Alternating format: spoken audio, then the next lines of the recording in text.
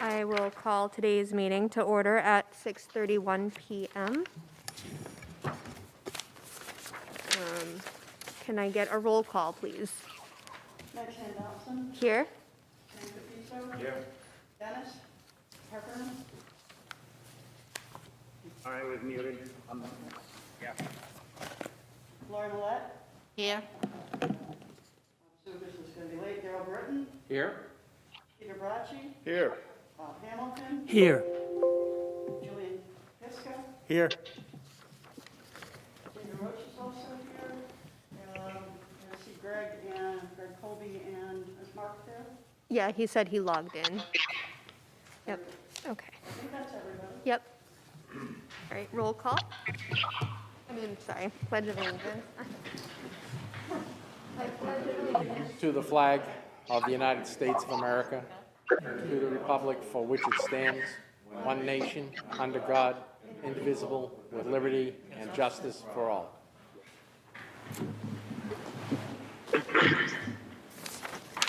So we don't have any minutes to review right now, so we'll skip that for next week. And I do see there's somebody logged in for budget-related public comment. So could you state your name for the record? Sure. I'm Ty Vitale. And can you guys hear me okay? Yep. Okay. Yeah, I have a prepared statement, but I just watched the budget committee meeting from last week, and I saw Francine's comments, and I just wanted to pull out the code of. I'm sorry, I'm getting a wicked feedback here. All right, I'll try to muddle through. Are you getting feedback? No, you're good. Okay. Yeah, so I'm just looking at the Board of Selectmen Code of Ethics here. And it says the professional and personal conduct of officials must be above reproach and even the appearance of impropriety. Officials shall refrain from the abusive conduct, personal charges, or verbal attacks upon the character or motives of other officials, the staff, or public. So Francine must be right. I mean, you guys must be doing a horrible job there because the code of ethics, and she's so ethical. Anyway, I'm making a little light of it, but I think you guys are doing an awesome job. The right to know law is hard. All that roll call stuff is all right to know stuff. The Attorney General wrote a letter to the people of New Hampshire about right to know. That letter is 138 pages long. It doesn't even include all the COVID stuff. It's all roll call stuff. So I think you guys are doing fantastic. Don't, just plug away. Anyway. All right, so this is my public comment that I had prepared. At town meeting on March 12th, 2019, the taxpayers voted 601 to 321 to appropriate $40,000 for the purpose of paving and repairing the sidewalks in and around Pollard Park. This project was approved by the planning board, recommended by the Board of Selectmen 4-1, and unanimously recommended by the budget committee. On March 12th, 2019, 9 days after the vote, the municipality issued requests for proposals whereby the town manager and Board of Selectmen unilaterally and arbitrarily changed the purpose of the warrant article from in and around to interior sidewalks only. The resulting contracts were signed by Mark Pearson on behalf of the town of Plaistow. The request for proposals and the contracts called for the completion date of fall 2019. The town manager, Board of Selectmen, and highway supervisor then arbitrarily and unilaterally allowed the contractors to push the project until 2020 without modifying the contract in writing or properly encumbering the funds. The contract called for one payment milestone, the satisfactory completion of the work, and the contractors were required to apply for all necessary permits and licenses relative to the project. No such permits were applied for, despite the Board of Selectmen waiving the building permit fees. Per the warrant article, the appropriated funds for this project will lapse on December 31st, 2020, and the project can never be completed after that date. Therefore, unless the Board of Selectmen can mobilize and get the Park Ave sidewalks excavated and paved in the next week, the $40,000 that the voters gave them will have been appropriated for a purpose other than the warrant. That is to say, the funds will be misappropriated, and the taxpayers will have to put another warrant on the ballot for Park Ave, even though they already voted yes. In addition to not excavating and paving the existing Park Ave sidewalk and making it ADA compliant as promised, the municipality is refusing to maintain the Park Ave sidewalk. You of course know that most of the parking for Town Hall is on Park Ave. Go outside after your meeting and you will see that the Park Ave sidewalk is not shoveled and covered in snowbanks. You cannot even see the pavement underneath. I must assume that the Board of Selectmen sought legal advice before they ignored the Park Ave sidewalk paving and maintenance, therefore creating a falling hazard. I must also assume council would advise if someone gets hurt climbing over a snowbank to get to Town Hall and is confined to a wheelchair for the rest of their life with millions of dollars in damages, the municipality's insurance company will likely not pay because it was not within the board's discretion to create the hazard. The taxpayers will not want to pay the damages because they voted to fix the issue and the Board of Selectmen refused their will. The insured party will likely look to the individuals who caused the hazard and therefore caused the injury. The party was grossly negligent. The parties to the contract, the Board of Selectmen, the town manager, and the highway supervisor. You have assumed liability and indemnified the contractors and the municipality. I can see why it was not paved, even though it was appropriated by the planning board and recommended by the budget committee and the Board of Selectmen. It was not paved because the Board of Selectmen is allowing the town manager to act outside his scope of authority. Per RSA 37(6), powers and duties in particular, the town manager shall have the power and it shall be his duty to have charge, control, and supervision subject to the direction of the selectmen and to the bylaws of the town, if any, in the following matters. B, the construction, maintenance, and repairing of all town buildings, all town roads, highways, sidewalks, and bridges, except as, so there's an exception to the law that the legislator pulled Chairman, out. can I have a point of order, please? No. What's going on? I just don't understand how this pertains to the purview of a budget committee. It's public comment. I did let John Yeah. Sherman take as long as he wanted when he came for public comment, Yeah. so. I'm getting there, Mr. Heppen. Okay. You'll allow me, thank you. The construction of all town sidewalks and bridges, except as otherwise voted by the town. The town manager and Board of Selectmen can do a lot, except for sidewalk repairs. Except for sidewalk repairs that are especially voted for by the town. It was outside the municipality's scope of authority to override a special sidewalk vote to pave Park Ave and create a safety hazard. The voters took the municipality at its word that a safety hazard existed when they asked for money. So this is, I guess this is where, if the town manager and Board of Selectmen want the liability, they are welcome to it. Our insurance budget should be adjusted accordingly. Also, if the board does not want to seek or take legal advice, the board should not be given a taxpayer legal budget funded. Thank you. Thank you. Does anyone have any questions or? I guess I just asked Julian, you were on the board. What's your comment to that? I don't have any comment to that. Nothing was done wrong. The main problems of the green were the inside parts of the walkways. They were hazardous. There was little rocks all over them. They couldn't clear them because of the condition of the road. They weren't wide enough to be ADA compliant. So as far as I know, it was all done. I'll defer to the town manager who did the contracts.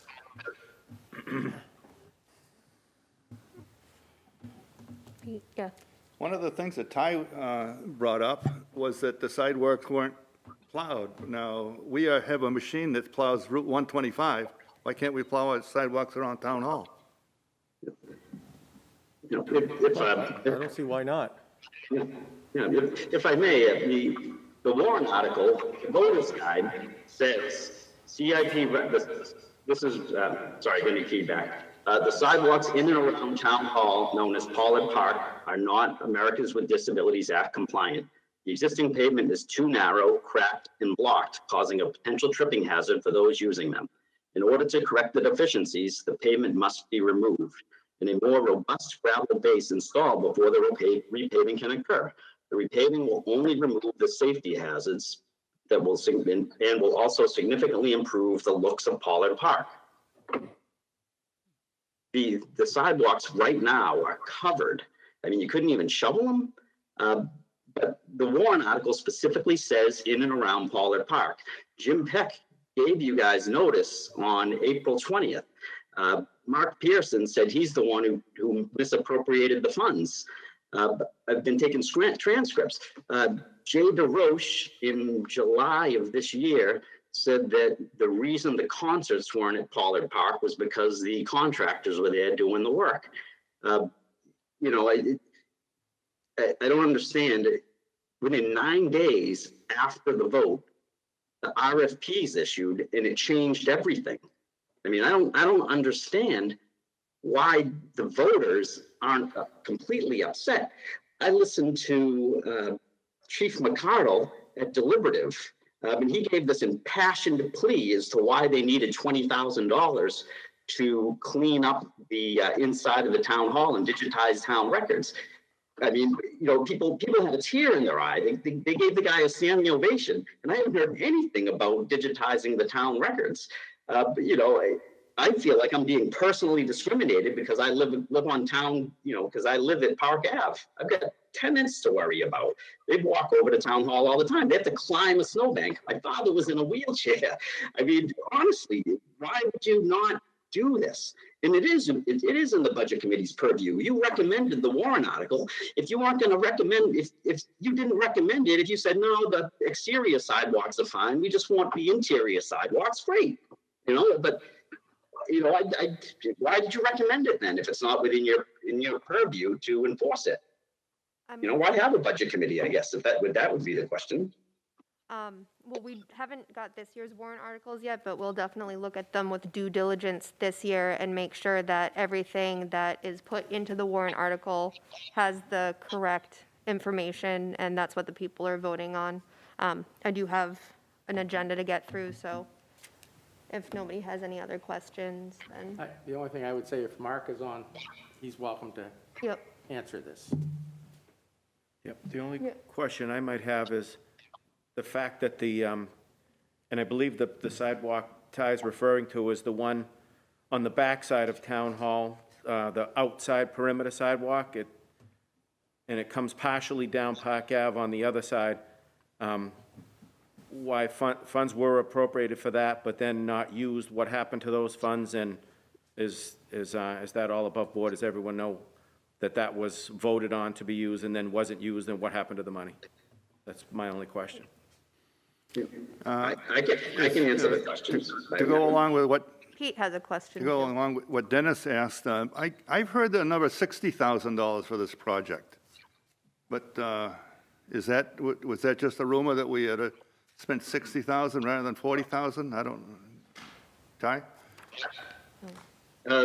No, what happened on April 20th of this year, Jim Peck went before the Board of Selectmen, or actually didn't go before, he emailed some public comment questions, and he asked this very question. And Mark said that using value engineering, he reduced the price from $60,000 to $40,000. He also said that they encumbered the funds and that the Board of Selectmen encumbered the funds in order to go, you know, in order to push the project forward to 2020, even though it was supposed to be done in 2019. That's where that $60,000 figure came from. But, you know, it's a bottom line budget. At least that's what I've always been told. So it doesn't really make a lot of sense to me to appropriate $40,000. You know, the Board of Selectmen made the warrant article based on the planning board's recommendation, and the budget committee approved it. And then 9 days later, all of a sudden, oh, we needed $60,000. Sorry, Park Ave.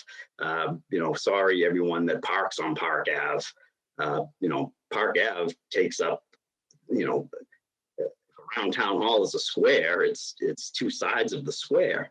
And I mean, for heaven's sake, I mean, you can't even shovel it. I mean, you have the park halfway in the middle of the street right now. You guys will see when you go out there tonight. Just do a lap. It's nice out.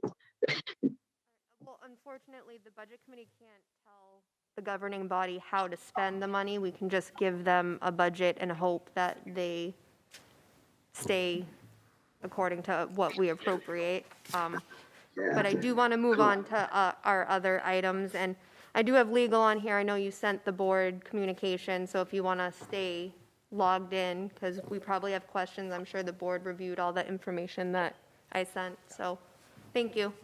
I have water budget on the next item agenda. Did everybody have a chance to review the water budget? It's pretty straightforward. I'd propose, since this is an enterprise fund and funds itself, we could possibly approve it tonight.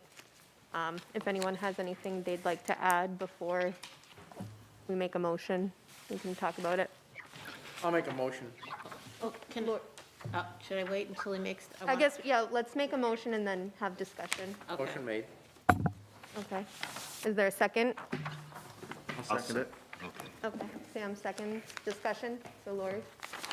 Yeah, I had a question for Greg Colby. I want to know how much is in the water enterprise fund?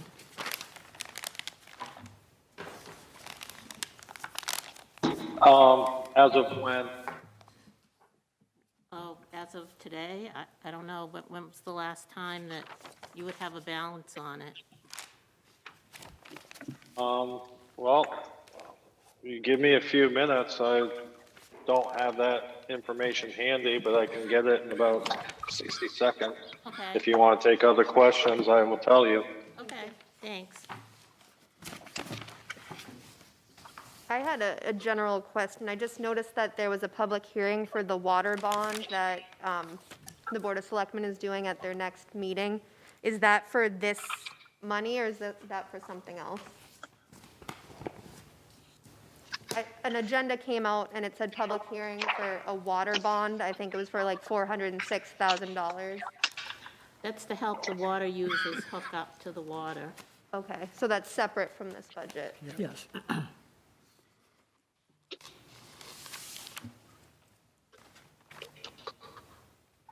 Where does that money come from? We have to vote it, and then, We're going to take a bond. and every taxpayer, even if we don't have water hookup, will have to pay towards that bond? No, that, it is paid, the bond is paid for out of the water fund, which is funded by the water users. Okay, And it's an extremely low interest bond, and you're only going to pay interest on what you actually use of it. You're not just taking the money out. Only if, it's only there if needed, if people don't want to put up the upfront money to put their water lines in to connect to the road, then it'll be part of their bill, and they'll pay it back over so so many years. that portion is like a usage fee or something like that to Yeah, offset? there'll be your regular bill, and then on top of that, there'll be part of that bill will be paying back the loan. Okay. Which basically the enterprise fund's taking it out on their behalf at a low interest rate, which allows them to spread those payments over many years. Okay. Did you have a question too? I have a question on the $80,000, I guess Greg might answer. What is purchase of water for resale from MWW? What is it? We do not generate our own water. We will be purchasing water from Manchester Water Works that we will then turn around and sell to the water users, basically. So that is money for the cost of the water. Does that change? Will that rate ever change? Is it a set fee in perpetuity, or is it something that could go up over time? I don't recall. I defer the mark on that one. So the answer is that the water rates start in Manchester, and then there's an additional charge for wheeling water through Derry, and then an additional charge for wheeling water through Salem. and then another additional charge for wheeling water through Hawk to make it to the Plaistow line. Specifically, when you add all those together, that is our wholesale rate. And then we charge a retail rate, and there's a delta. But the rates will change in Manchester in intervals that they will decide. And then the wheeling rates will just go on top of that rate. And they are regulated by the Public Utilities Commission because they supply water out of their city. So to compare and contrast, if you're a municipality that produces your own water and it does not go outside of your town or your city, you're not regulated by the PUC, so you can just increase your rates. The Board of Water Commissioners in that municipality could just raise the rates. But in this case, Manchester has to apply to the Public Utilities Commission in order to increase their rate. So there will be rate increases in the future. This is not into perpetuity. It's not like each town can jack the price up based I'm on. sorry, your volume, I couldn't hear you, if you can repeat that. I just was curious if each town could, if we're using water to travel through all these different towns, if each town could then set their own rate, but you just answered that question, so thank you. Yeah, I think what you're saying is the water wheeling rate doesn't change, right, Mark? That's correct. That's Correct. So the fee they charge to go through their pipes, they Right, have that's to gonna- maintain their pipes, that's a set fee, they can't mess with those. Okay.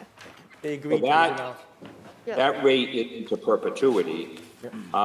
So any of those intermediaries between here and Manchester, if they wanted to, say Salem wanted, I'll just use them as an example, if they wanted to increase their rate to their users, they can do that. That's not going to affect the rate we're going to pay, because our Okay. rate starts at Manchester, and then the wheeling rate, and then it gets to us. Okay, Lori? If the bond for the water does get passed, do we have to take the full amount of the bond up front, so we'll start paying on it right away? No, and there's usually a time frame that's very favorable to towns that are borrowing money where your first payment isn't due for a little while. So just to correct, probably just some language that somebody said, and I forget who said it. When you throw out taxpayers, that the only part of this bond that the taxpayers would be involved with is that all taxpayers get to vote up or down on a bond article. In this particular case, the only people that will pay are the people that decide to borrow this money or have the town borrow this money on their behalf so that they can connect to the water because they choose to. So in theory, if nobody wants to borrow the money, then we're not going to lend the money to anybody because no one's asking to borrow it. A lot of times municipalities have to take out bonds to allow people to do this type of financing. This is done in several other communities around the state. So this is not unique to Plaistow. What was brought to our attention and what the rationale for doing this was because along the way, the question has been brought up several times by different people, just guessing and saying, well, what happens to somebody that wants to connect and they don't have the money to connect?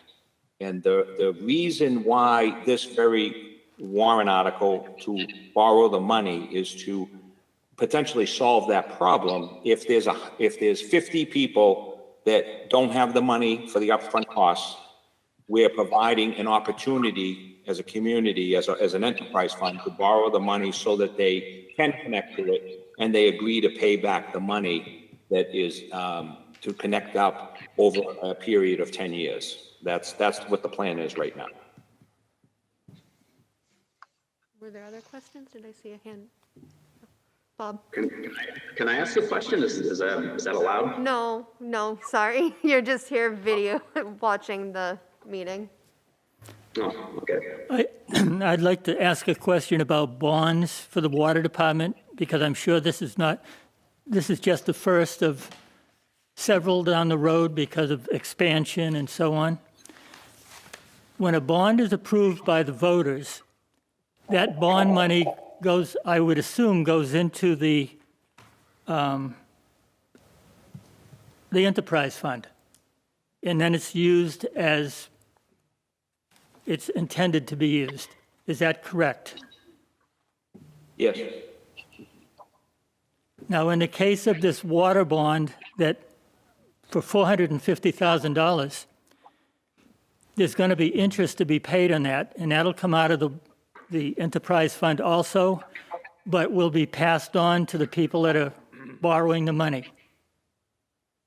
That's a policy decision that the board can make on whether they, depending on how much the interest is, if the board wanted to waive the interest to people as part of the incentive, or if they wanted to pass that interest charge on to those particular people that exercise the option to borrow the money and pay the interest. Okay, my main question was that bond money goes into the enterprise fund and is used appropriately. Of So the course, answer we was yes. only propose things to use it appropriately. Yes. Well, I think I want to clarify something, the way Bob is discussing it. If, let's say, the number's $450,000, we don't actually get the $450,000 and deposit it in the account and then pay interest on it. We only, the amount we actually withdraw for use, otherwise we wouldn't pay any interest. Is that correct? In other words, if we don't have any users that need it, it's basically an option to borrow that money, but it's not actually, we're not actually getting in hand that money and going in directly into the account.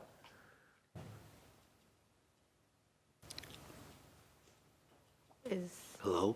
Yeah. Question for you, Mark. Do we get that money even if nobody, She's saying it's more like a line of credit, Julian? That was my impression, but I want just to get clarification, because Bob is basically saying the money, we get the money and it goes into the account. And yes, if you did that, you'd be paying interest on it. Right. Correct. Rather, and we're not even using it. But then again, we would get interest on it from our interest, but I just want to know, are we getting the full amount, or we just get the amount as we request it, up to the limit of $450,000? Greg has the answer. I think Greg has Greg's an going to answer, answer yeah. it. There are different loan programs and different ways of doing that. And it would be up to the water commissioners to, if it passes, to decide on what they want to do, would be my answer. If you go through the bond bank, you issue the full 450, you get it up front. But we can also work with a bank to do it as a line of credit, whereby if we don't need it, we don't draw on it, and therefore we don't pay any interest. So we would, it would take some analysis and some study and probably some, interest gathering from from the water users themselves on whether there would actually be any interest in it or not. So it's not an easy yes or no question. And Right. currently the water commission is the board of selectmen, there's no separate water commission? That's correct. Would that have to be changed by warrant article if we wanted to have a separate water commission, or? I am unsure. I believe the answer is under RSA, and I don't have the RSA in front of me, but I believe it's RSA 38.4, that talks about the Board of Selectmen being the water commissioners, and I am not aware of any other RSA that separates the water commissioners from the governing body. Okay, yeah, Darrell. I guess one question I have is, as you were saying, Greg, we probably have to review it and see how everybody felt about borrowing how to borrow the money, if we borrow the money off the bond, whether we take it as a lump sum or not, before we did it. But we've run out of time to do that, to try to probably sit down with all the users and come up with time to do that. I mean, if it passes at town meeting, then it passes one way or the other. You're saying, we're going to borrow that money. Well, are we just borrowing a portion of it, or are we taking it as a line of credit? I think we're late in the game for that. I would disagree with that. We're not late in the game for that. If, once it happens in March, the bond bank does sales in July, so there's, plenty of time between a March vote, a bond sale issue in July, to be able to make that decision. And if it's a line of credit, then we could realistically do it anytime. So I don't think we're late to the game in that, Well, I think, my personal opinion. my opinion is if we took it as a line of credit, I'd feel a lot better. Because we're not being taxed on that. Absolutely. That point. I feel the same way, and I think we've had many public hearings too. This is not the first time this has come up. Has there been a warrant article already proposed for that, to get a bond for $450,000? The public, Without a method of how we're going to do it? the public hearing, I just got noticed today, so I don't know. I have a point of order. Yes, Mr. Britton said taxed. Again, this is not a tax. okay. Well, it ultimately has to be paid by the people of the town. To me, That's wrong. tomato, tomato. That's- I mean, if it has to be paid by the people of the town, That's not correct. how do you figure it's not correct, Mark? It's only the people that are the water users. It's not by the people of the town. Well, the water users are the people of the town. I mean, it's, again, you're twisting it. To me, anybody that lives in this town and pays anything on anything, you can call it a tax, you can call it anything else you want, but it's a bill. Well, it's a bill paid by the people who are the water the residents of the town who are the water users. So if you're not a water user, you are not paying it. Right. But again, if you're taking that whole 450,000, somebody has got to pay it, okay? Yeah, it will end up reflecting in the rates. Exactly. Because everything, the bottom line has to add up. Exactly, that's the point I'm trying to get. Right. It Those are the becomes decisions part that- of the rate, yeah. becomes part of what everybody pays a tax on. Right, That's correct. I think correct again. Incorrect. Everybody can pay this. It's only the users that decide to access this money, period. It's not the other water users, and it's not the taxpayers. Okay, That's we'll correct. agree to disagree on that. Well, that's correct. The only Example, people who pay If for somebody this, decides to have cable TV in their house and they decide to enlist the services of Comcast, then they agree to pay Comcast. If the other 5 people on their street decide not to have cable, then no one else pays for Comcast. It's only if you decide to do it. It's like buying a loaf of bread. If you want to buy a loaf of bread, you buy a loaf of bread. No, and That's- Mark, I'm not gonna sit here and argue about it, because you think you're right and I think I'm right, and I'll leave it like that. let me okay? explain it this way. Let's- If I'm a neighbor A and neighbor B, neighbor A pays up front, gets their water line hooked up. If you borrow Water user B $450,000, doesn't have the Julie, $5,000 in a bond, hookup. Let me finish. Okay, yeah, let him talk. Resident B does not have the $5,000. I'm just saying that's the amount it might be, because it depends on Right. how much pipe they got around. Let's say it's $5,000, doesn't have the $5,000 upfront to be able to get it. And of course, if they went to the bank, they pay some humongous interest. They don't want to do that. Well, they can get a very low interest. And what happens is, user A does not see any change in their bill. It's just the water rate.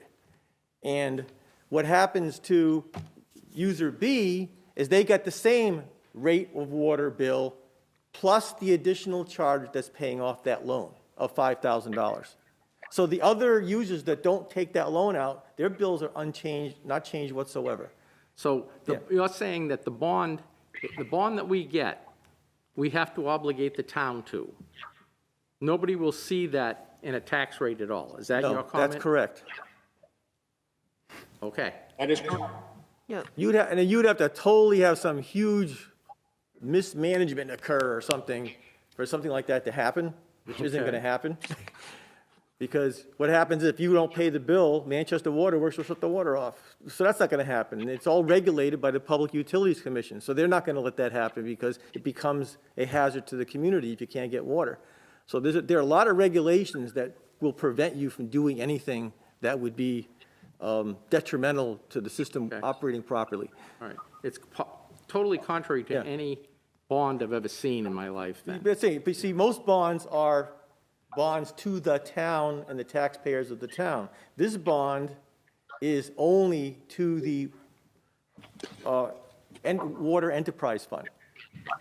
And the Water Enterprise Fund is not paid by every taxpayer. Okay, and I get that, Julie. Yeah. What I'm saying is, say nobody ties in, okay?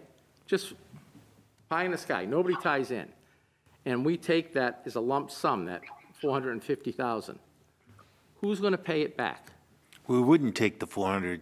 No, only if we did it on a, A lump sum, but you know, that'd be. if we took it as a lump sum, It would be really ridiculous to do that.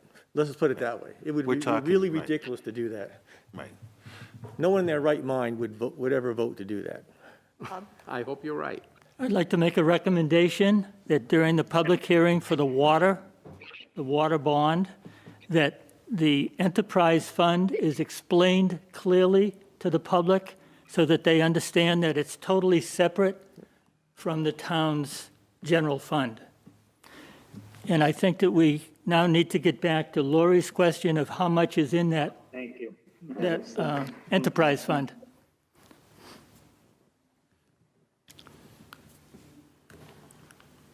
According to the audit report and the financials at 1/1/2020, there was $621,000 in that fund.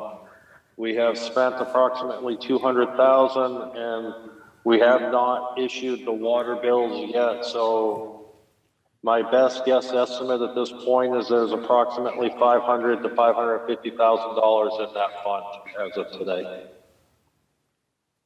Can I ask a follow-up question? And how much is the revenue coming into the water enterprise? It was around 122,000. Is that still the same?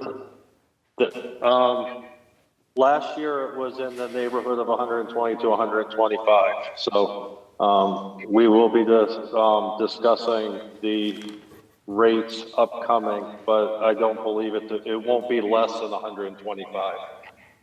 Thank you. You're Yeah, welcome. and for clarification to the public, that's because up to now, it's just been a fire suppression system. So that money's been coming in as businesses that use the fire suppression water. Bob had a question. Yeah. I have a question. So the water is going to be this entity will be evenly funded by the people that are using or that are connected to it. Am I correct? Is that what I'm hearing? Okay. That's correct. Okay. That's correct. So will they be encumbering the cost when we flush the systems throughout the year? I mean, we do a hydrant flush, do we not? So who picks up, so is that covered by the people or the businesses that are on the fire suppression line that pay for that? How does that, or is that billed to the taxpayers because it's town suppression water? Well, that will have to be incorporated into the running of the system, which is part of the rate in the town. You'll probably find out you're not going to have to do the flushing, because what happens once you have a potable water system, the water will be circulating because people are using it. Okay. Right now, if you don't have a fire, the water doesn't circulate. That's why they have to flush it. You shouldn't have to flush it once it becomes a working system, because the fire hydrants are right on top of the water line. They probably have to test them a little bit, but that'd be a very small amount of water that's not going to be any significant cost, and that'll just be built into the, because there's an amount built in for maintenance, repairs, and things like that, which are part of the water rate. So that's not really an additional cost, it's an expected cost. Okay. But the flushing was a good question, because, you have to flush it a lot when you got a standing fire suppression system versus a active potable water system. And you'll still be getting money from the businesses that use fire suppression. Okay. That money will still be coming in, even though they're not even using water if they never have a fire. Okay. Point of order. Again, just for clarification, this water budget is not a part of our general fund. It's paid for by the enterprise fund, which is funded by the users. Yeah. Okay. Point of order. Once you grasp that, it becomes clearer. Yep. Go ahead. Point Point of order. Again, somebody mentioned taxpayers. I've been saying for 3 years at multiple meetings, and I just can't seem to stop somebody from assuming it's taxpayers. It's not taxpayers. It is water system users in the enterprise fund, similar to what Mr. Hamilton just said. So I'm only gonna bring that up every time I hear somebody throw taxpayers out there. Well, because it's I'm not sorry, taxpayers. Mark. I brought up taxpayers only because I was trying to find out if the people who are connected and utilizing the system pay for the flushing of the hydrants. And I was told that there probably will not be any flushing of the hydrants. So I was just trying to find out if this is being spread to everybody who pays taxes, that small portion, because if you have to flush the system twice a year or whatever it is, I wouldn't expect the users to have to take care of that. But if there is no maintenance other than small testing of the water, that's different. So there is no really cost encumbered with the waste of water being poured out to flush the system. So that's the only reason why I use the word taxpayer, to delineate that from the people who are connected to the water system. Right, no, and I appreciate that, and let me just say this. There is, I'm gonna bring up taxpayer at this point. There is a benefit to taxpayers because every time there's a water line run by somebody's house and there's fire hydrants put in throughout town, the taxpayers are getting a benefit without having to pay, a dime. Oh, To get absolutely. fire hydrants closer to their house. So Right. there's benefits to taxpayers, but there is not a cost to taxpayers. Right. I understand that. And the benefit would be a lower insurance rate on your house insurance if you have within so many feet of a hydrant too. So that's something you have to bring up with your insurance agents. Does anybody know the amount of feet by any chance? Amount of feet of what? To see that discount that Julian was just talking about? Yeah, I don't recall the number, but it was at one of our hearings. And we actually had a insurance person was actually came to that meeting, I believe. We But I had don't some- recall the exact numbers. We had someone, when the fire department did their presentation, they had an insurance guy come, and Yes. the main impact on the, is it the what number? The ISO. ISO, it was ISO more about rating. access to water, and that was what was making a big impact. Yeah. That's just it's a side benefit is what it is. Mm-hmm. So for the person who may not even be a potable water user, they're still getting the benefit if all these lines just happen to go by their house. And we are actually right now, if there's a water line going up a road, there's going to be fire hydrants there. Mm-hmm. It just makes sense. If the water's up there, put a fire hydrant in. Okay. Are we ready to take a vote? And you have a question? I just have a question on a couple of lines. Line 410 and line 411, heating and electric. In the explanation and the description at the end, it says share of PWG is listed on both lines. I didn't know if that was a mistype or and what PWG is and why both lines have it. Maybe Greg, you could answer that, or someone? Could you take that one? Where? Yep, the PWG is short for Public Works Garage, which also houses square footage for the water department. So there will be an allocation of electric and the like between the water department and the general fund. Okay, yep, perfect, thank you. You're welcome. Okay. So I just want to clarify, your motion was to approve this budget, not, okay. Can we take a roll call? All those in favor of approving the water budget for $431,300, say aye. So I guess we have to go down the roll call. Yes. Sam Capuso, Yes? Dennis Heffernan, Yes. Laura Millette, Yes. Robert Zukas, Aye. Carol Burton, Yes? Peter Rachi, Yes. Bob Hamilton, Yes. Julian Fisk. Yes. Motion carries 900. Okay, the next one was legal, and I had emailed everybody that information that I got, and I hope everybody had a chance to review it after last week and Yep. maybe have questions. Yep.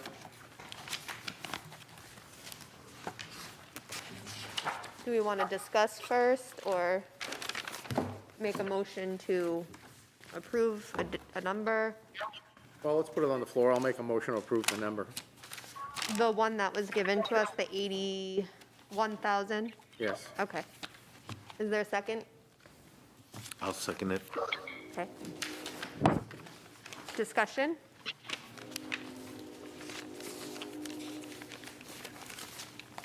I think there's also a packet in here with some of Mark's answers from the last meeting. Right.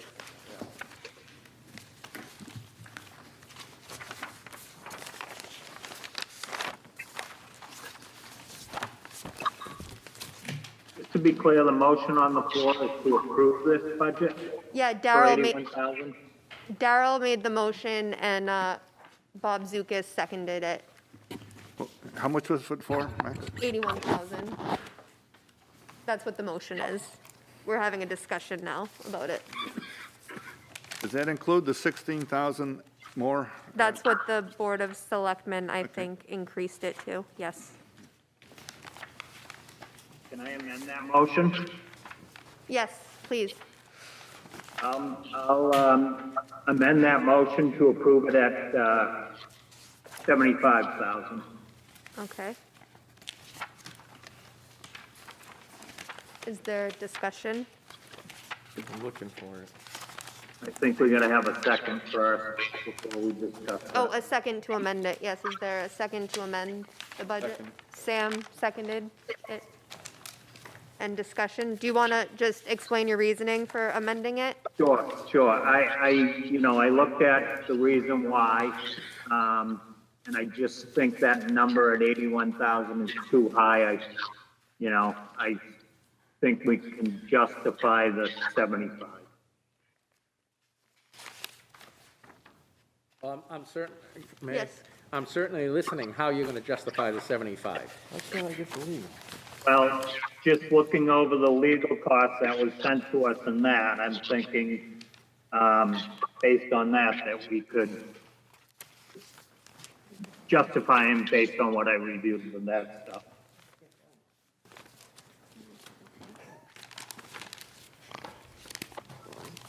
Yes, I'd Daryl. ask input from either one of the selectmen on what their thoughts are. I just found it. I was looking for it. So, Good. the BOS approved 81 and Yep. Dennis made the amendment to 75. Well, I don't know, I don't know what the reasons are for lowering it. I don't know what the current status is of the bills coming in month to month. I won't be voting on it because I have to bring it to the Board of Selectmen first. But I don't know, I don't really understand what your reasoning are for lowering it. Well, It's I'll just add that the 2020 budget was 75, and the November budget summary that we got, we've only expended 50,552. I understand that. I just want to see the logic of where, as long as it's not arbitrary. I would ask the town manager, what are the legal expenses per month? Julie, what's our do you trend? want me to further elaborate on that? I Sure. mean, if we're looking at November actuals, I'm looking at we have the 50,552 at this point. It seems like we're gonna be within the 75,000 that, we had for 2020. Sam had his hand I up. was going to ask Julian, if you can't elaborate on what the reduction is, can you elaborate on what the addition of the 16,000 was? Because that is basically what Dennis is asking to remove, I guess, without, Yeah, that was explained to us by the town manager and the finance director based upon what the rate of expenditures were anticipated to be. Could you elaborate on that, Mark? I'm just wondering at this point, if the memo that I prepared today is in everybody's folder, or if it's not there. I mentioned that there was, My hand. it's just a recap of what happened at the last meeting, I believe. No, it's not. Oh, it's new It's not. information? Here it is. That's all, I guess nobody has read it. Selectman Tiska, can you read that into the record? The letter? I'm looking for it. Is it the one dated December 22nd, 2020? Yes. Yes, All sir. right. You want me to read the whole thing? I think it would be well Okay. received to read the whole I can thing do since that. the budget committee hasn't read it. Yes. All right, stand by. It's dated December 22nd, 2020. Did anybody else get that in their packet? Yeah, it's Yeah. here. I've read it. I don't need to have it read to me. Dennis, I think it was just printed out for our packet. You must have got your packet yesterday, because it was just I in picked for, my packet up today at 11 o'clock. but it does say that this is from the last budget committee meeting of December 14th. We already went over this stuff last week. But there's an additional, on the second page, I Okay. believe, is, It's the third paragraph down in the second page that Mark is explaining it. Okay. Yes, I see that. Do you want to just jump to that part? the substantive answer. Substantial, yeah. That's the addition.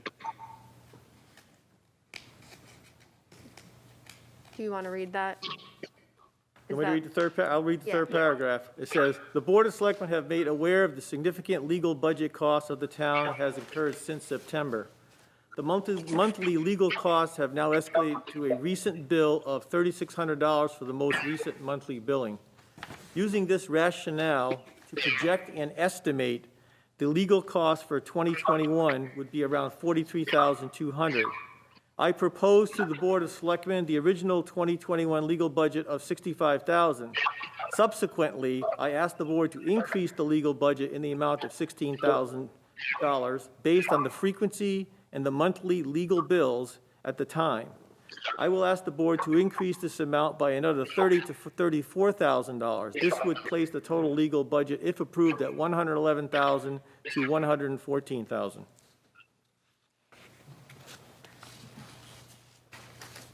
That's what it says.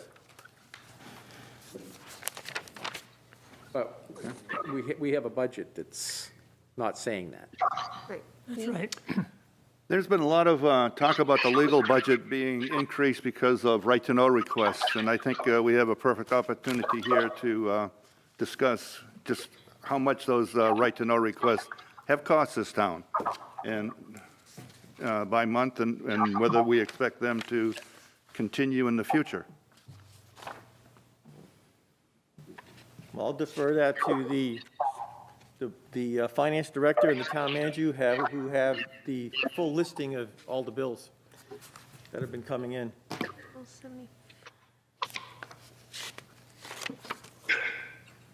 Seems to be a pregnant pause in the answer. Did you keep? I'm just waiting to be recognized. Yes, can you repeat that? Yes, through the chair. As town manager, we're obviously working together to propose a 2021 budget based on information that we have in 2020 and more recently with some monthly bills that are coming in reference to the legal budget specifically. So our most recent information is that at the rate of $3,600 a month, just for right-to-know requests, if this continues at this pace, the projection is approximately $43,000 just for right-to-know requests if they continue at this rate. That's not counting other legal business that would normally be covered in the legal budget. So are you saying that there's another $25,000 that we were billed for the month of December? Because according to the November expenditure report, it says it's $50,552. So Greg, we talked today about where we are. So could you give the board the committee a briefing of where we are today, bill in December with the most recent bill and where we're projected to be by the end of the year? Well, I mean, it's tough to project where we're gonna be at the end of the year, but the report I ran today, the legal budget has over $62,000 expended from it as of right now. Did you say 63? 62? 62,000. Okay. I mean, Can I ask that whoever, can they mute their? yeah, there's feedback coming from someone. Yeah, just mute your microphone if you're not on it, please. I don't know where it's coming from. Thank you. I mean, even with, he ran that report today at 62,000, I think 75,000 is reasonable. I think I do. Dennis made a reasonable Yeah. amendment. Can we call the question? Yeah, we'll call the question. Before Oh, we do that, if you don't mind, I thought you held Ty Vitale here to speak on this, because I know this is, a lot of it involved him, and is that why he was kept here to speak to this, or? And I know we sent a whole packet out that he asked me to forward to the budget committee, and I didn't know if anybody was gonna have more questions for him, so that's why I Okay, asked no, I don't him want to put you on to. the spot, I just didn't know if he was here to speak to this before we move on it. No, if anybody had questions for him specifically related to what he sent that out into the public, so, I don't. no, okay. No, I mean, what I saw, I didn't see a whole lot that needed legal clarification on. I'm a little confused at the ones I did see and that were normal requests. My understanding is that was nothing that needed to go through legal. There wasn't anything to do with personnel. I mean, a lot of the stuff that was given to us as right to know, or that was requested for right to know, should be readily available. I mean, I'm not seeing where we ran up a large legal bill. If this is what the chunk of the right to know bill was, I'm at a loss. I don't understand what costs this town so much in legal fees for these simple questions. So- I think that's probably why, yep. The other thing, this time of year, there's always legal advice being asked for, to review encumbrances, to review warrant articles, and other things pertaining to the end of the year. So assuming that all of this legal expense this past month has been due to right to know, I think is not completely accurate. Okay. Okay, so should we move the question? We'll take a vote for approving the legal budget as amended, $75,000. Take a roll call vote. Ken Southon, Yes. Sam Kapiso, Yes. Dennis Heffernan, Yes. Lauren Millette, Yes. Howard Zupas, Yes. Carl Burton, Yes. Peter Bracci, Yes. Bob Hamilton, Yes. Julian Kiska. I abstain. Okay, so 801.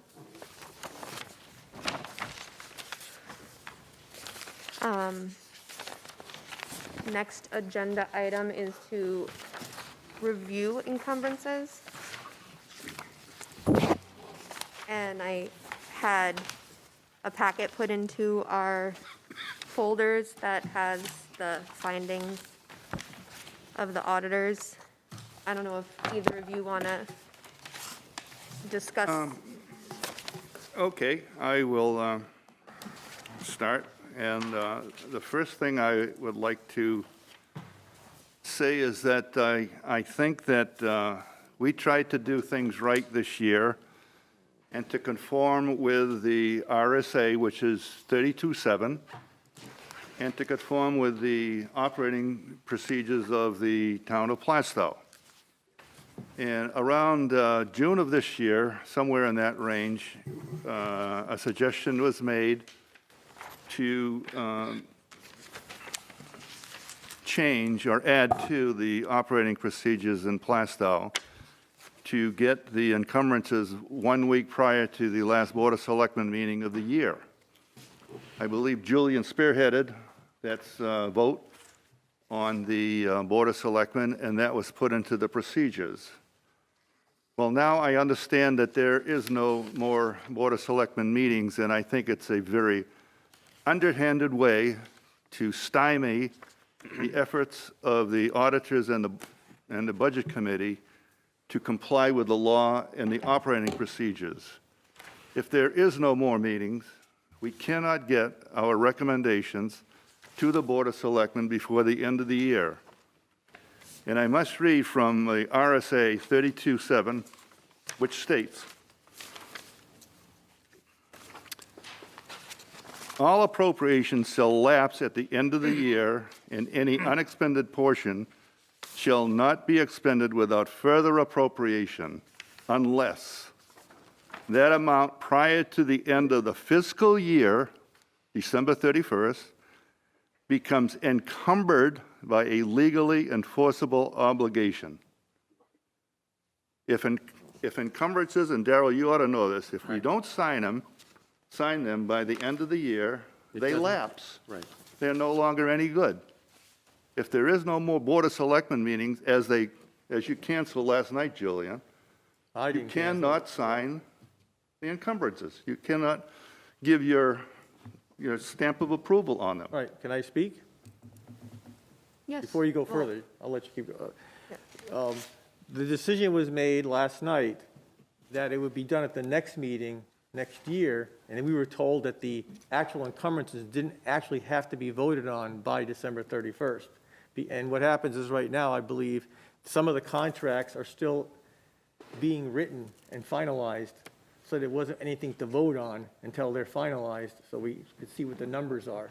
And I think Greg Colby could explain that to us. Well, okay, thank That you, true? Julian. No, I'm talking to Darrell. Yep. Didn't you always understand that encumbrances had to be approved before the end of the year? Yeah, I mean, that was our year. That was why we had the last meeting. Right. Yeah. But that was always my impression, but we were informed that we didn't actually have to vote on it immediately. What authority is that under, Julian? That's what we were informed last night. Who told you that? Well, I just saw what you read. It didn't say the encumbering vote had to be done by December 31st. It has just to said be the in- contracts and everything had to be done by December 31st. Okay, who told you that you didn't have to sign the encumbrances by the end of the year? We were recommended by the town manager and the finance director. Okay, Julian, I just thank listened you. to what you just read, and if you just go by what you just read, it says the contracts and everything have to be done by December 31st. And, because I wasn't really, we always, by habit, since I've been a selectman, we always voted before the end of the year. And it was last night that I learned that, and I'm not going to call other people to mislead me, because I didn't have no RSAs all written out in front of me, that it did not have to, and the question was asked last night, don't we have to vote before December 31st? And the answer was that we didn't. Now, what your RSA is saying that the contracts and everything must be resolved and accepted by December 31st. And the voting of encumbrance doesn't, I'm under the impression right now, it doesn't actually have to be voted on and decided until the final numbers are in. So it was decided that we would vote on at the next meeting in January. I don't agree with If you doubt that. I all you don't gotta do is agree with listen that to the meeting 1%. Last night. I don't agree with that at all. The encumbrances have to be approved by the end of the fiscal year. They have to be, which means that we have to have a contract, a legal contract, or other portions of 32.7 in order to legally encumber them. Yep. That's my, If I hear. I was That's my prepared to come in on the status, okay. 20, we had originally planned to come in on the 28th, and I was all prepared to come in on the 28th until what we were told last night. okay. If I hear what both of you are saying correctly, is that the law you're reading and the plan of the Board of Selectmen doesn't jive. It's too late by that point to make them official, if you will. Okay. That sounds to me anyway. Well, that's what it looks like, Sam, and that's the way that the Board of Selectmen has run it. Now, I think we still do our duty and get the recommendations to the Board of Selectmen as soon as possible. So after this meeting, I would suggest that we have the minutes done by, let's say, noon on Thursday, at least on this portion of the meeting, the encumbrances portion, to give to the Board of Selectmen prior to this weekend. So they have it. Bob? Can we ask the finance director, the head of finance, can we ask Greg and the town manager about this? I mean, why was this recommended? To wait? To wait, yeah. What was the purpose? Does Let some- him answer if yeah. you're answering the question. Does someone want to answer? Mark, do you want to, or you want me to address this? The RSA 32.7 does not require the vote by a Board of Selectmen. I was asked my opinion, and if I believe, not to paraphrase a meeting last night, but there was not much on the agenda. One of the only things was the approval of the encumbrances. And I told the board last night that in my opinion, they do not need to be voted by the end of the year. RSA 32.7.1 talks about the amount has, prior to the end of the fiscal year, been encumbered by a legally enforceable obligation created by contract or otherwise. There's nothing in RSA 32.7 that requires a vote of a Board of Selectmen to approve it. And I will tell you quite honestly, in communities, in school districts that use a formal purchase order system, they encumber hundreds of thousands of dollars with open purchase orders with no vote by their board. So that was my opinion that was given last night, and that's why I believe the chair decided to cancel the meeting, because they could vote on it after. And I also stated then that I seen boards vote on encumbrances all the way into February and March of the following year because their books and records aren't closed and they don't know if they have enough money to encumber and legally not overspend the budget. So that is my opinion of what happened last night. Does that answer your question, Bob? It does. Okay. Did you have a question, Bob? No. No. So, did everybody have a chance to read what the town auditors sent us? That was sent in email? We can, I mean, they're just our recommendations. We don't, Sam? Well, So am I to understand that, Greg, when you said or otherwise, that these, I see a few in here that are just estimates, in my opinion. They have big bold lettering that says estimate. So an estimate conforms to the rules of a binding legal contract? Yeah, because we will do an signed approved purchase order as well by the end of the year for those, as we continue to finalize. Okay. Greg, I still have an argument with that. A purchase order is not a valid contract. It is not legally binding unless it's signed by both parties. That is a contract. A contract, a purchase order where you say, I want this from somebody, is not a contract. It is not or otherwise. It is not legally binding because it does not have two signatures. That's your opinion, and my opinion is different, Mr. Bracci. You know that. Is there? Well, are there any other opinions from the Budget Committee on that? Darrell and then Bob. Yeah, I think that, I agree with you, Peter, and I think that it'd be worthwhile to get an official opinion on that, you know, because it certainly would affect how we look at this and figure out how we're going to go forward. And it's something that's going to affect every board, every budget committee from now on, so it'd be good to have a real opinion on this. Yes. Bob? A legal obligation between two parties is what we're talking about here. you have to have the vendor agreeing to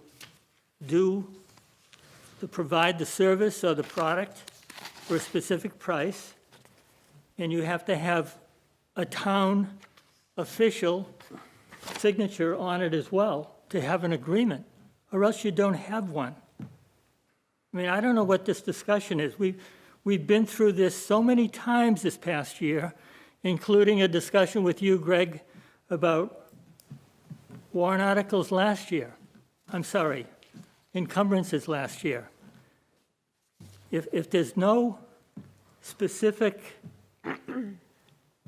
binding agreement between two parties, it's not a commitment. It's not a binding agreement. And that's what the RSA 32:7 says.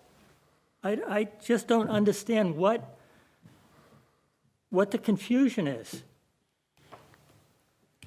You can't encumber money that you don't have a binding agreement with, a legal binding agreement. It says it so clearly. I just don't understand it. Dennis? So when we say a contract between two parties, if I'm looking at some of these incumbents, if you look at Whitmer Public Safety Group / Officer Store, I'm just taking two here, AAA Police Supply. So to me, that looks like either police uniforms that are purchased or something along that line. Or take the, you know, if there's fruits purchased for your highway department. You're gonna have a purchase, not a contract, correct? Well, you'd have a PO. Right, and that's what Greg was saying, you'd have a purchase order on something, but not a contract. Okay, I mean, a purchase order and a contractor, very, very close, fine line cutting hairs. I agree with you, Darrell, but I thought I heard earlier in the discussion, it was said that there has to be a contract. Otherwise. So that's why I'm asking that question.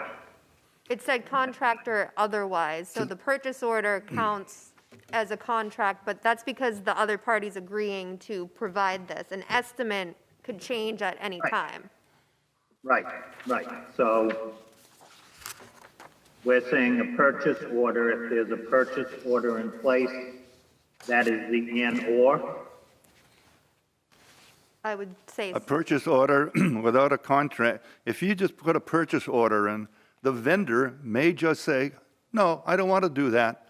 I'm going to jack up the price another $10,000. He has not signed it yet. It is not legally binding on the vendor to sell the item at that price. He has not signed it.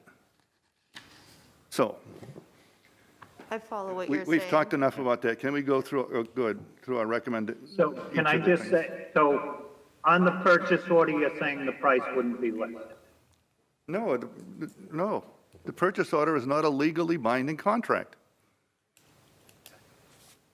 So the price wouldn't be listed on that? It is listed, but what's stopping it from changing, I guess, is what their concern is. So if I ordered today 500 reams of printer paper, which is not going to be no signed contract, by the way, and they don't deliver it until a couple of weeks, you're saying we can't encumber that money, which means it's not a valid purchase agreement, because if we ordered something and it just hasn't been delivered yet, it's essentially expended, but you don't actually pay it until it arrives. So you're saying Has the vendor agreed to? You're saying that's too bad, we can't do that. Has the Because vendor there's no agreed to the contract. price? Has the When you vendor? order materials, you don't get a contract. Yep, Bob. If you have an estimate, which is, we got one here for Select Excavating, that's dated 9/1 of this year. Right. Now, if this was signed, they've kind of made a commitment because they don't have a time when this voids out. Some estimates do. They say this is good for 30 days or whatever. But if it was signed, in this case it's not, that would be a commitment by this company to do this service for that price. And all it would be required by the town would be a purchase order that has this information on it, this company on it is the person that we're committing ourselves to pay, we're obligating ourselves to pay, and signed by a town official. These two papers would make up a legal binding commitment. But if you don't have one or the other, you don't have a legally binding commitment. Either party can back out of it. I guess that's the concern, like what's keeping the price at the price?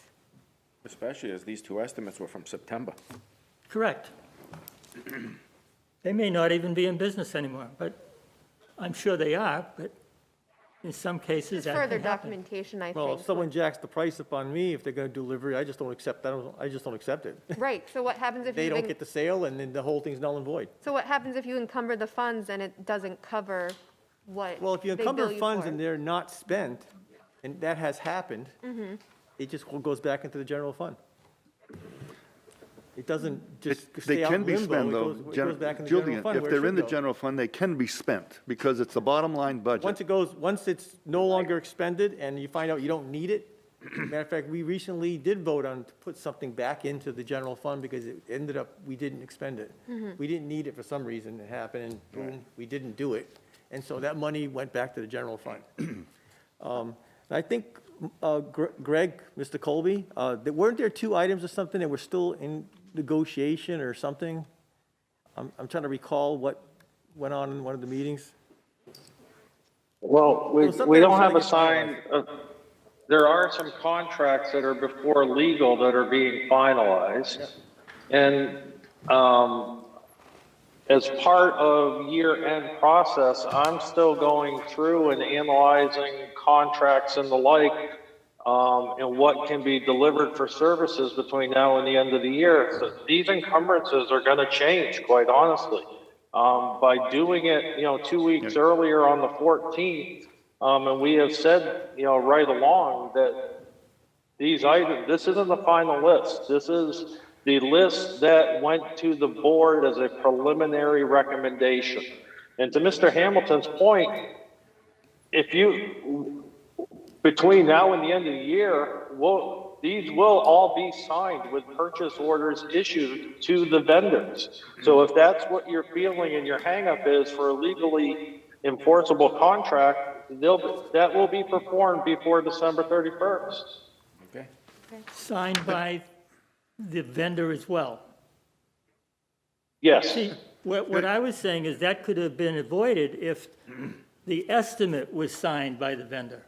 Then these two papers, the purchase order and the estimate, would make up the contract, a legally binding contract. That was my point. Well, I'm not to speak, but I'm sure when these estimates were put together back in September, as I stated at the Board of Selectmen meeting, there was some permitting work and the like that got delayed because of COVID. So, the intention was to have those both done by this year. So, back when the estimates were done in September, I don't think anybody thought that they weren't going to get done. And that, just because of, the current situation and the like, we got 2 out of the 4 projects done, but we weren't able to get all 4 done. Madam Chairman? Yes, So to Mr. Hamilton's point, as a practice, the town goes out and gets many estimates. So not every estimate becomes a contract between the parties. We I go out and agree. get many. That wasn't my And point, then- Mark. Sorry. Go ahead, you can talk. I'm all set. I'm done. That wasn't my point. My point was that if the estimate was signed, that would be an obligation to us. Therefore, we could do a work order signed by a town official with that information that's on the estimate, and that would be a legal binding agreement. 2 pieces of paper, the estimate and the work order. That was my point, Mark. Okay. I think the I point was the think reason we we've had delayed enough it. of that myself. Okay. Could we go through each of the encumbrances and give our recommendations yeah. for each one of them now? Number one, the assessing contract. Yeah, Dennis? Sorry, just because I'll admit I don't fully understand this. So I'm gonna just take something in general. Say something occurs at a cost of 10,000. We encumber 5,000 of that. Can you use 5,000 from this year's budget? That's what I was thinking also. I thought the same, along the same lines. Yes, you could. Yeah. Okay. So what you're saying is, if you took the amount that would be intended to be encumbered and just put it in next year's budget, you're basically just taking it from your left pocket, putting it in your right pocket, and spending it from your right pocket instead of your left pocket. That's No, the you only want, Julian, simple way I you can take- say it. Julian. But it's the right way, if it's the right way to do it, if it's a solution, if that's what you were thinking of, which I'm impression, because I thought that myself, that, you know, if you have something that has to be done, it has to be done by the town. And there are legal boundaries you have to follow. If you encumber it, you have the money to spend because it comes from the loan. Or you can return it to the general fund and you take it right back out of the general fund by putting it in next year's budget. But it has to be done because either way, like for instance, the assessing contract, we have to do the assessing. So it has to be either that line item there as encumbered, or you have to add that 45,000 to the current line item for the assessing. Are you following me? Yeah, my question. I'm personally good with either way, long as it accomplishes the goal. Well, my question was, I mean, I know there was a big thing to do at deliberative about adding money into the paving line, and it wasn't done, so now we've encumbered it. Why? I mean, we should have been fine with the budget we had, but someone added it at deliberative, and then it was never done, so now we're encumbering it. Well, I'm not going to think back that far. I was looking at what's right now, but. I'm just Yeah. saying, that's my logic. Go ahead, Pete. Julian, wouldn't you agree with me that says in this, if we encumbered money, it comes out of the 2020 pot, and we Correct. don't have to add it to the budget next year, which basically lowers the budget. So if we want something, if we want to do something next year, and we encumber it, it comes out of this year's pot. Right. I mean, it's still taxpayers' money. Right. It comes out of this year's pot, but it doesn't show up on next year's budget. Well, what it will do, if you add it to this year's budget instead of encumber it, it actually will be calculated into next year's tax rate.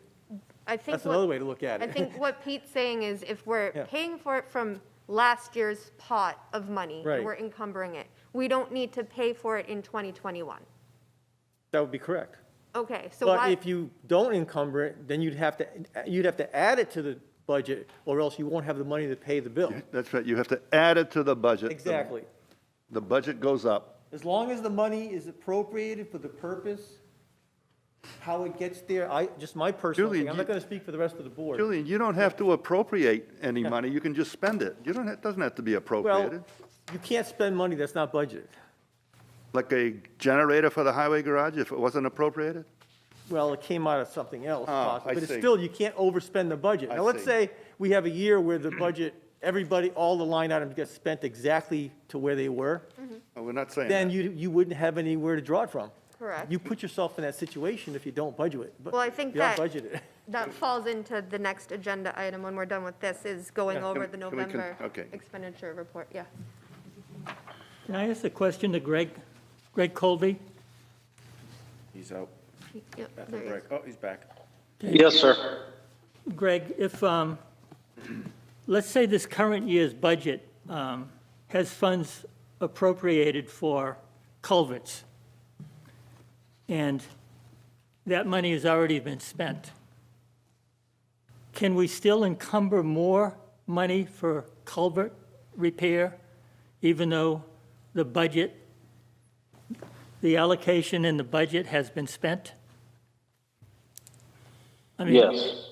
so we can just take any surplus funds in the budget and use it for whatever we want, whatever the Board of Selectmen decides they want to spend it on.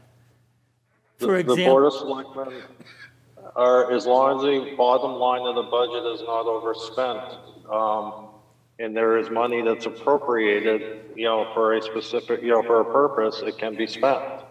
One line item can be overspent if another line item is underspent. Okay, follow-up question would be, the budget, this year's budget did not have any money appropriated for a generator, but yet $50,000 to $60,000 was spent on a generator, even though it wasn't appropriated in the budget. But there is money under the highway budget.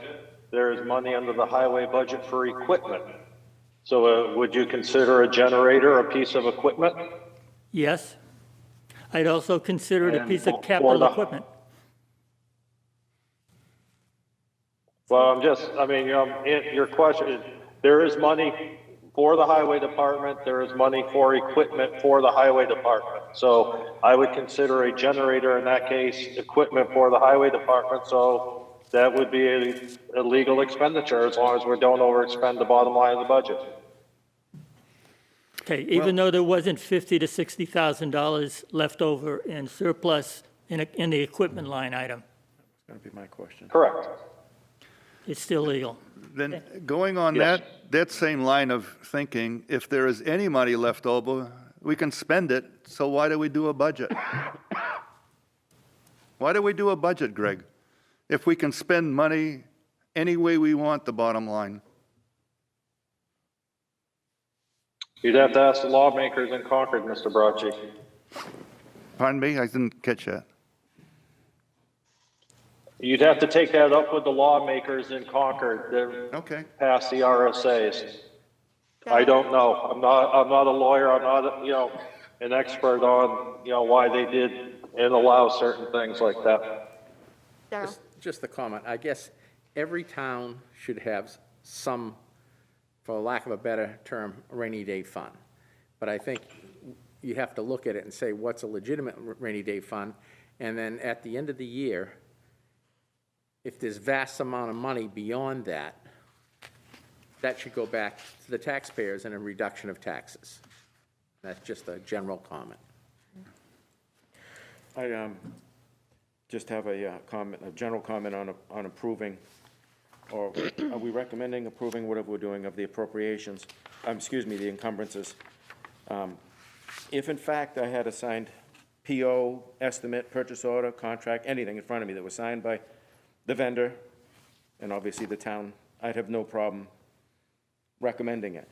But I can't approve something or make my approval of something that's not signed in front of me. Personally, I ran into one of the vendors that's in our packet tonight that had a encumbrance from last year, and I congratulated them on their contract that they won, and they had no clue that they had won it, and that was in January or February. So if I don't have a signed contract in front of me, I can't approve anything. Thanks, Sam. Okay. Okay, are we ready to just talk about Yeah. let's go down each of the encumbrances, and I'll give you my thoughts on them, and then we can, I don't think it's a vote, is it? It's just a recommendation, consensus. a consensus? I guess so we can all do that. The first But a one, reason for not, if we decide not. There should be reasons for the Board of Selectmen. Okay. okay, the first one is the assessing contract with Cochrane. I have two full evaluation contracts in front of me right now. One is March 16th, 2020, and one is July 27th, 2020, an addendum. Both of these contracts go to Visions, okay? So we have spent money, although there's no number in these contracts with Visions, we have already done a full evaluation contract. Here we have this first encumbrance for Cochrane Associates to do a full evaluation encumbrance. I don't understand that. Why we already have paid Visions and now we're doing Cochrane. Well, So- we have not paid Visions all of it. They did not fulfill their obligation in the contract. We had to terminate that contract The Was that a tax- They did not termination meet their by, deadlines. was that a termination by the vote of the board? It is now. Oh, it originally wasn't. But now the board all has voted to. It was in their minutes, I did Yeah. see that in the Board of Selectmen. Yeah. So we had to, I guess you might call it punt. We had an obligation to the taxpayers to get the tax bills out. There was no way Visions was going to complete their task on schedule or anywhere near schedule. So Cochran's and Associates offered us a solution so we could use what we had, get the tax bills out legally. We also were also on that same meeting, we also had the DRA representative there, so we could clear everything out, what had to be done and what the problems were.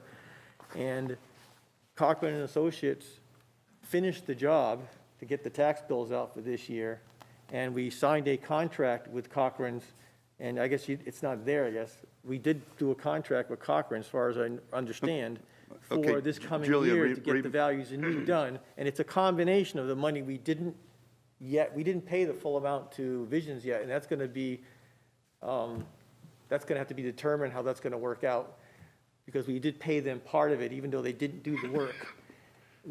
We're not paying them the rest at this point. And the difference is this 45,000 will go to do the values anew this coming year with Cochran, along with what's already in the budget. This is kind of like the leftovers that we didn't pay.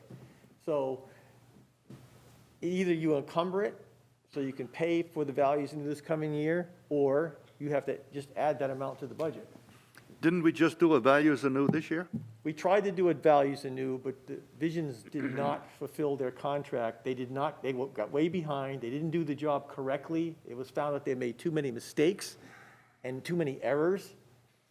Julian, isn't Visions the biggest assessing company in the state of New It doesn't matter Hampshire? what their record is, they didn't do a good job for us this year with the people that they assigned to us. And that's the bottom line. I can't talk about the company on a whole.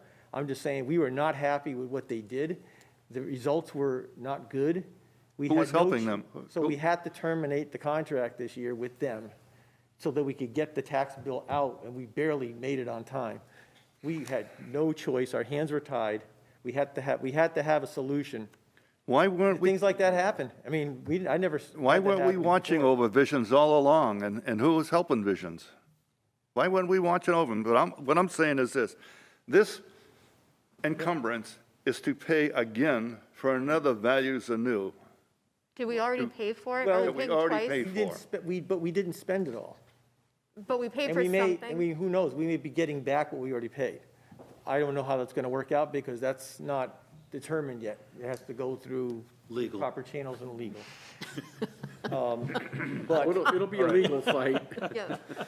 well, all we know is we paid a certain amount. We did not pay the remainder. What happens with what we paid depends on how the legal part works out. Definitely did not fulfill their contract. In fact, they sense that they violated their contract. They didn't provide the product that they. Let's not talk about Visions, let's talk about the Cochran contract that we don't have.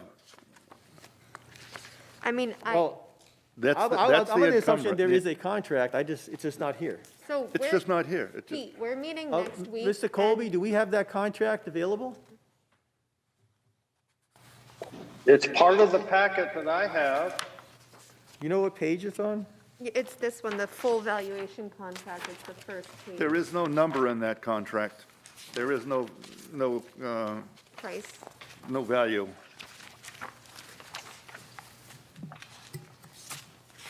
Yeah, it doesn't, I don't see an amount. Compensation in terms, Is what? yes.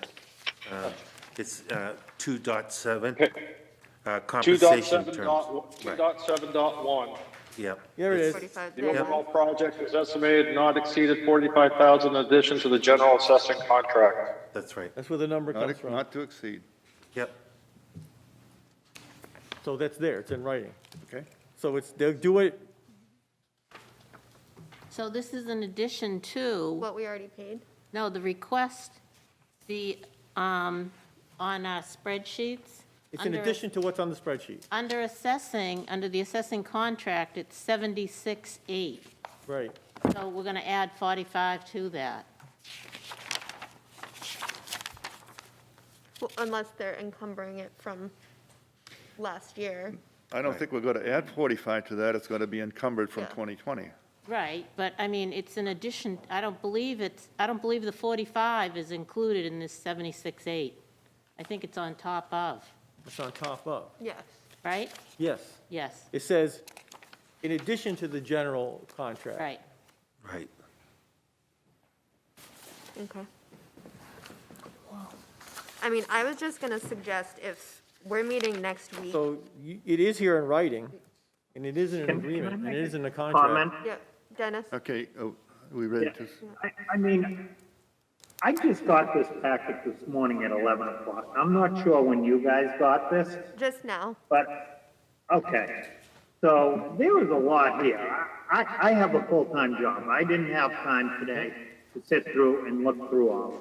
And now you're asking me to either approve these or some recommendation. I Well, mean, I was gonna say, we're meeting next week, so if we have actual paperwork to go over to correspond with this, we can go over them next week. We're meeting on, the 29th. So we can, really, you're asking us to do something that was just given to me. And Yeah, I think personally, legitimately, I'm gonna abstain if we're making a vote or whatever. I'm just saying. yeah, I think legitimately, we have to take and have a week to Dennis, I digest believe it. you got the package over a week ago, because I sent it to you. I just got I- mine. I got mine at 11 today. It's I think we can,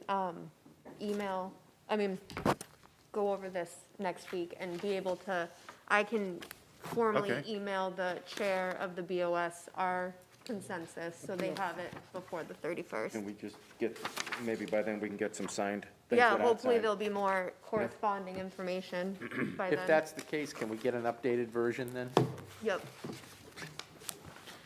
I can only ask for what we're asking for, so.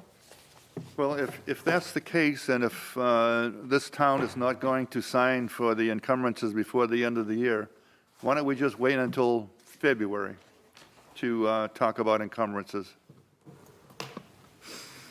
I don't think we want to do that, Pete. I No, think we want to no. make our recommendations. We want to go and make a recommendation on each one of the encumbrances this year, like our Yes. town operating policy says that we're going Yeah, to. well, hopefully we'll Right. have all the information for next week to give our formal consensus as a budget committee. Like I that- said, It's up to you, just got mine. I haven't even had, I know Peter did email the budget committee on last Thursday, I think, with this information. okay, maybe he did, and I just didn't see it. I apologize. It has been emailed, and then what happens is when people send me things to put in our folders, I send them to town hall Monday to print out, to be in our folders for. Yeah, I got this. Okay. You sent this out. So the next, we left the last meeting saying, where do we go from here? We got chastised for Hey, not approving excuse a me? lot of budgets, Can I so. just make one request? Is it possible to get something in writing from legal that says we don't have to sign until? I just want to feel, I want to have a comfort level with this. I know what I've been told, I know my interpretation, which varies with Mr. Bracci's. I would just like something from an attorney that says which is is it right or is it not right? So just as a comfort level, and if it's not right, then then we can meet before the end of the year. I don't think it's going to be the case, but I would rather have something in writing instead of playing an interpretation game. I would rather just see, that's just my personal request. It's not really from the board. I would like to see something in writing so that I can feel comfortable with the decision that we made. Is that possible? Greg or town manager? I'll try to reach out to NHMA and talk to Steve Buckley, but with the holidays and the like, I'll do the best I can. Thank you. Well, excuse me, Max, if it does come back, it's, we have to also look at a reply from the DRA that says that the Budget Committee has the review authority of the encumbrances. So we have to look at that if also. I don't know, I don't think it says that anywhere in there. Says what? Anything about the budget committee reviewing encumbrances. I don't know why it's not in our folder because I did email it. It was the letter from DRA saying that If you'd like to read it, encumbrances if you'd like to fall read under it, budget Julian, committee. I could did read see it it. right Yeah, I here. read it. Is it a vote or is it just a recommendation? It's from DRA. Is it, but is the consensus of the budget committee, is it a vote or is it a recommendation? May I explain? Julian, last year, we had some questions about encumbrances. We had some differences about the encumbrances, Right. a couple of them. You're So an we- elected auditor. I'm Right. talking about the budget committee. Right. But let me explain. Wait a second. Let me explain. What we did is we asked the DRA to make a judgment on what we had questioned. They don't have the authority to do that. We were written back in an email, I remember that. right, that they don't have the authority to do that. Thus, the encumbrance question would become an expenditure question in towns with a municipal budget committee, such as Plaistow. Such a budget committee has expenditure review authority under RSA 32:2, 22 and 23. So it's been put in our lap. We always assumed that the DRA was making the decision on legality of, or interpretation of legality of encumbrances. They don't have that authority. They told us we do as a budget committee. It doesn't say anything about whether we have to vote on something or not. Nope, Just- nope. I remember that last year. It went nowhere. Yeah, so what is review authority? What is, Review authority, we can tell the selectmen, as a budget committee, we don't want to fund this in the budget. that's what it sounds like. But I do, last meeting, we were discussing, where do we go as a budget committee? What are we looking for? Because we haven't approved any actual budgets, and the November expenditure report gave us a bigger picture of what we're looking at. I emailed everybody at 5:30 today because I had just finished the spreadsheet. I also put it in our folders. And it's just something that I put together based on the 2020 budget, what the BOS approved, what the budget committee approved, what the town meeting approved, and then what the town manager recommended this year, what the BOS approved, and then possible recommendations. And I put these numbers in this column. I apologize for how tiny it is. I couldn't get it to print out any bigger. But the possible recommendations I have are based off of what was approved last year. My thought process was, if we had plenty of money last year, why are we over budgeting this year? If we made last year's amount work, why is it going up? So I just put these numbers in here. I'd like everybody to review it and give me their thoughts on it. But I'm curious to hear what everybody thinks after looking at the November expenditure report. Good job. Thanks. Well, I know in You'd the like feedback? past, the amounts used to be further apart. The budgeted was way over what was actually spent. And being more realistic on budgets brings the numbers close together. So I did notice that trend, because there was a lot more extra in years when I first started. And it became closer to reality in the years that followed. And that, yes, that was a combination of management, combination of the Board of Selectmen, combination of the Budget Committee to get the budgets more realistic, but not so tight that you get stuck not being able to pay a bill. So, yeah, it's like Darrell would say, you have to budget what you theoretically, it's a educated guesstimate, because you don't really know what's going to happen 12 months from now. Like, did we need the generator? We didn't know COVID was going to happen. A lot of things we didn't have any clue was going to happen this year. Money coming in, money going out, grants because of COVID. And so budgets get expended, but there's also money coming in that's not on a budget. Like, for instance, when you do your car registrations, that doesn't show up on this budget. It just shows the expenditures to run the office and run the town clerk's office, but it doesn't talk about what money comes in from the revenue, from the tax bills, from, let's say, a boat or a car or something like that. So everything is I don't know, it's your best estimate of what your expenses are going to be. Never does it ever end up being exact. Right. Some things are higher, some things are lower. And if it's good if you do it lower, because you can return that money back to the general fund, then we can use that money either to bring down the tax rate and not request taxes, or to fund the projects that the people of the town want without putting it on the tax. So there's different ways you can use that the unexpended fund balance. Okay, Bob? I've dealt with budgets my entire adult life, and I've never seen a budget in the 11th month of the year have only spent 81.4% of the total budget. In other words, we've spent $8 million, just under $8 million in the first 11 months of a $9.8 million budget.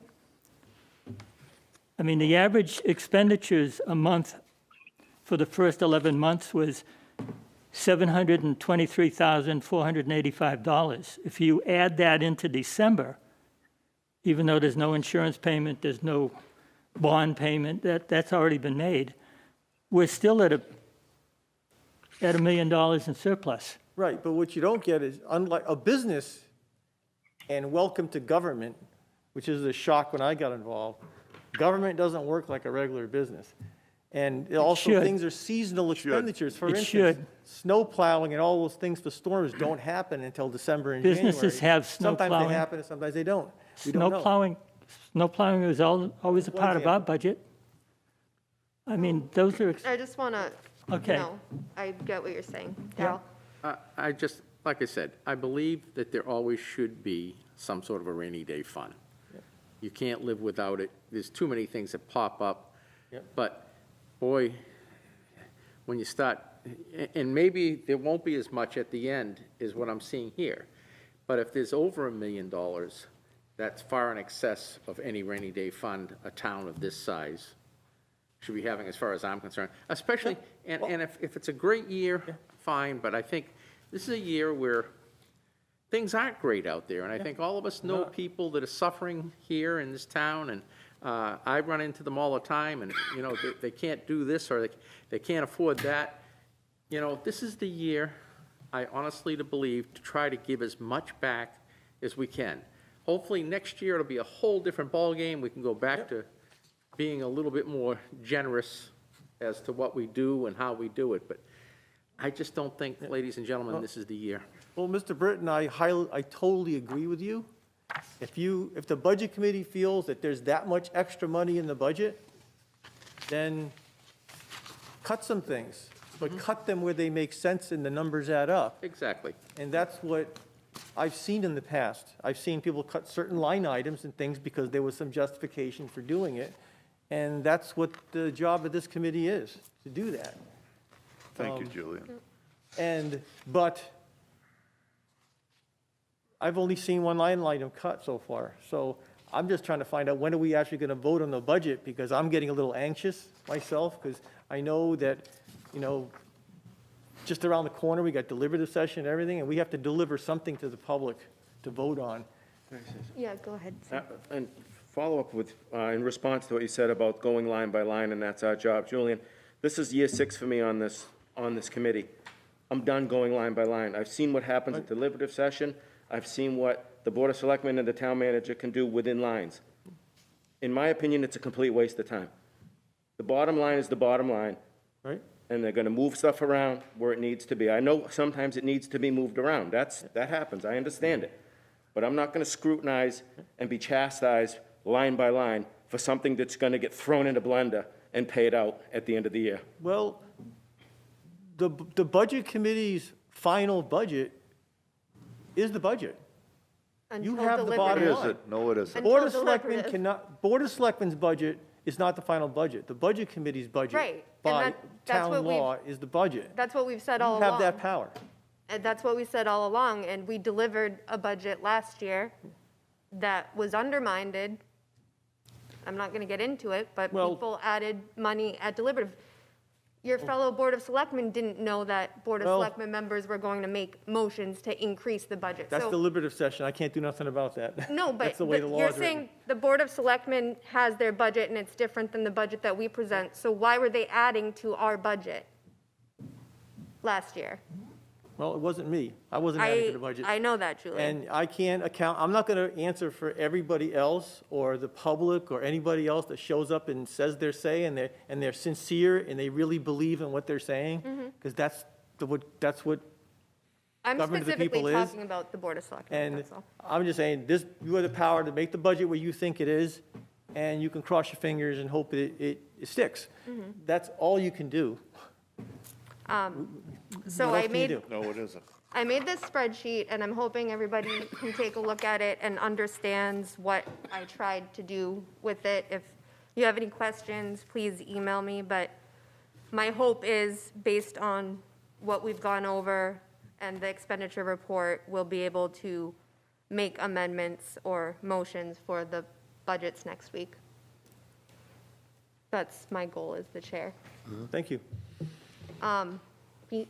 Yep, okay, in order to give you guys a little bit of help, I asked Greg Colby 3 questions, and Greg, would you have the answers to those, like, how much is left on the Continental paving contract? What remains on that? You got that email, I don't know if you gotten the answers yet. Thought I just read that. Is that the are you talking about encumbrances?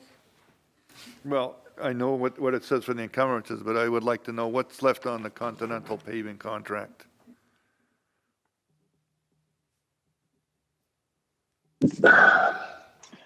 We proposed encumbering $45,000, which is the balance of the highway block grant. Historically, there is not a formal contract with Continental Paving. That is the balance in order to finish out the revenue with regard to the highway block grant that was delayed because of COVID and scheduling issues. All right, when Sean was here as the town manager and Jim Peck was the auditor, I think there was a very definite answer that you cannot encumber highway block money, highway block grant money. Has that been changed? We are encumbering the appropriation. It says highway block grant on that, That's where it's coming from, I think. but- that encumbrance. That is the source of revenue to help offset the highway paving appropriation. Oh, I know that, but highway block grant money cannot be encumbered.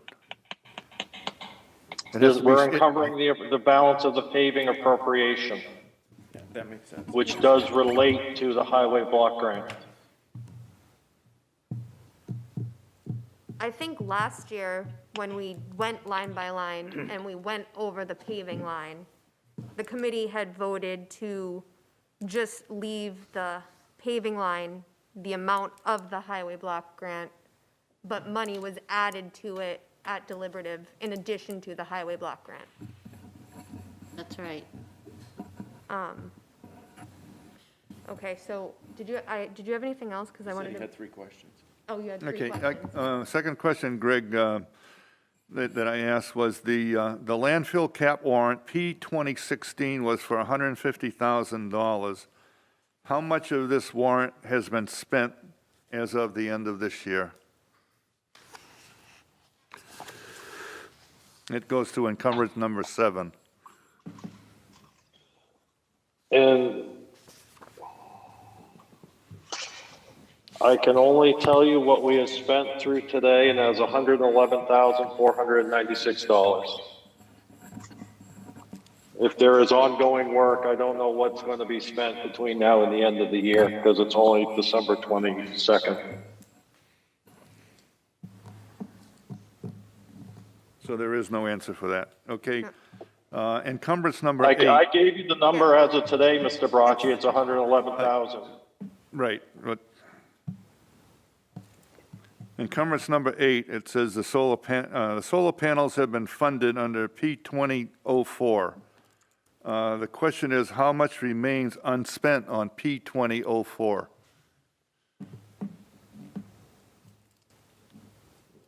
Give me a second and I'll dig out an answer.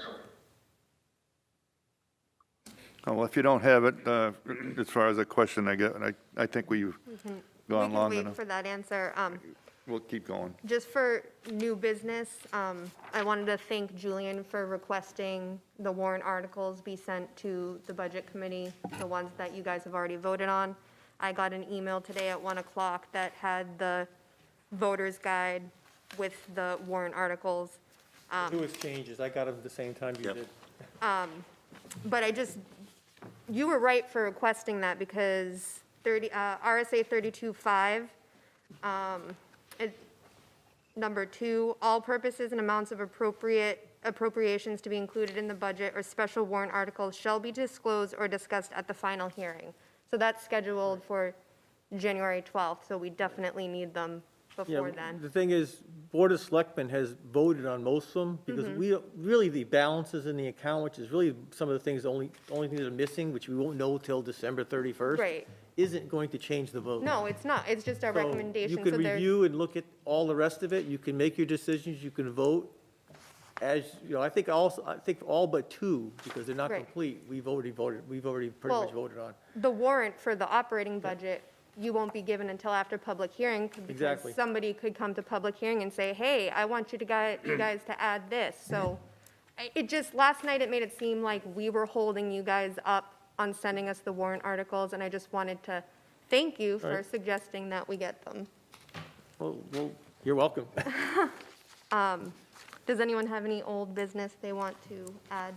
Yep, I do. yeah. Go ahead. Oh, I guess it would be new business or old. I just wanted to go back on what you were saying. At this point, we have two weeks left before the public hearing. Are we gonna start, what I'm looking at, we've only approved one budget, 2 if you want to include the water budget. We're getting late in the game, so I'm hoping starting next week, we're gonna go forward. I Start did say that. approving these budgets. I said that that was my plan for next week. Yeah, I just want to elaborate and make sure that's what we're doing. I mean, we got 2 weeks left, so we have a lot of work to do, and it seems like, we have a lot of work ahead. I think at this point, like Sam mentioned, we won't be going line by line. I think it's more about the department and voting on the department budget. Yeah, each budget. When you say department, you mean legal, personal, that's what Yes. you're saying? Yeah. Yeah, exactly. Any other questions? New business, old business? No? Okay, I will adjourn the meeting at 8:28. Thank you. Thanks, Max.